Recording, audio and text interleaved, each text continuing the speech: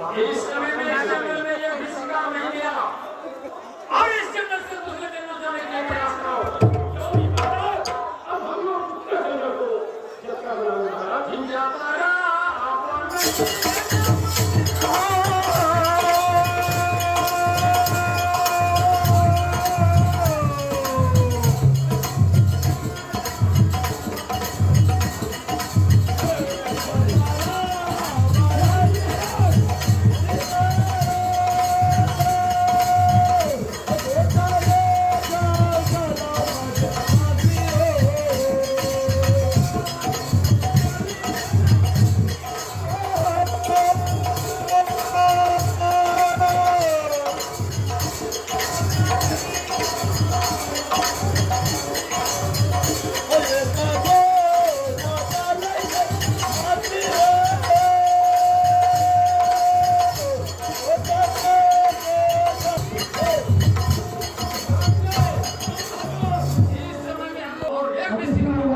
ऐसा ही किया हो महाराज।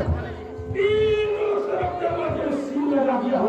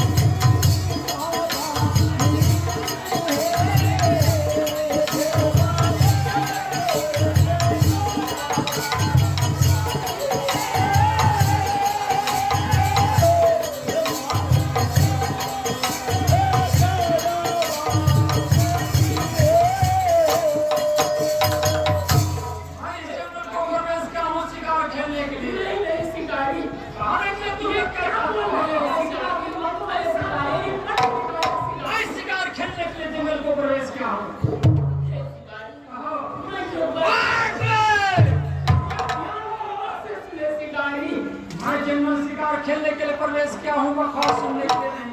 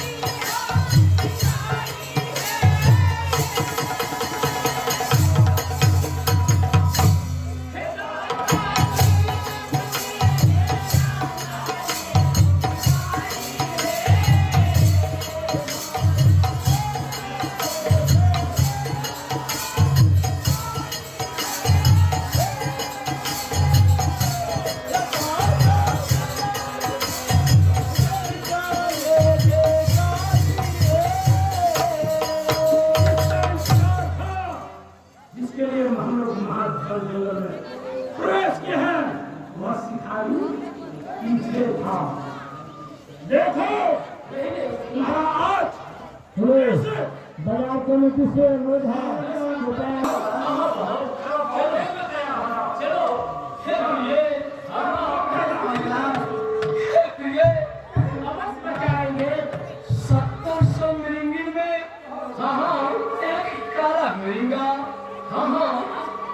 मेरे नजर के सामने धुंधलापन और अंधकारपन छा रहा है।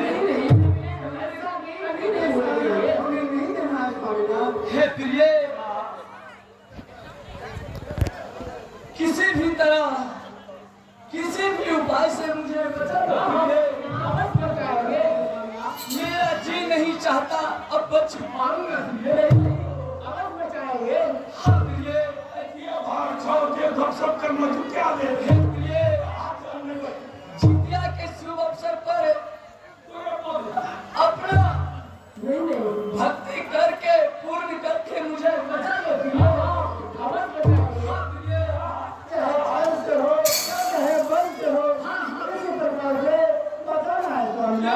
बचाओ प्रिय, बचाओ बचाओ। मैं बकवास सुनने के लिए जंगल को नहीं प्रवेश किया हूँ। नहीं मारो भाई, शिकार खेलने के लिए और तेज में तैयार होना।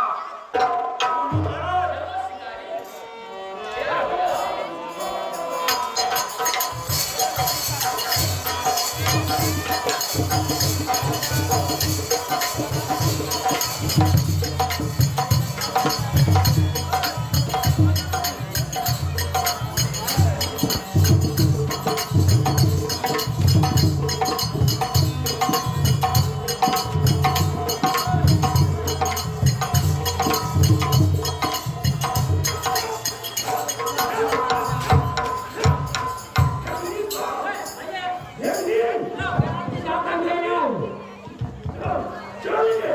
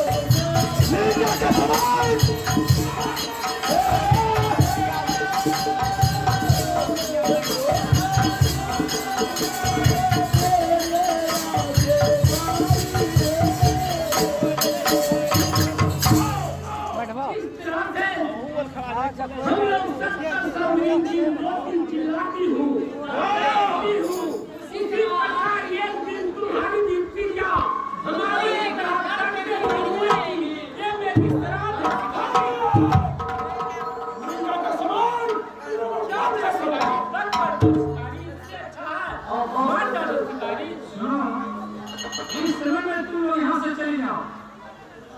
मैं तो नहीं जाता हूँ श्रवण मत करना। क्यों नहीं? चली जाओ, चली जाओ, चले जाओ।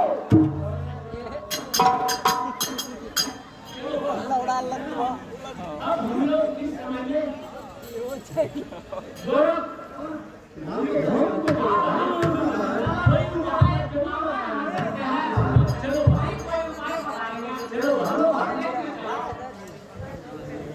ठीक बात करता हूँ, आराम से नहीं। चलिए आप लोग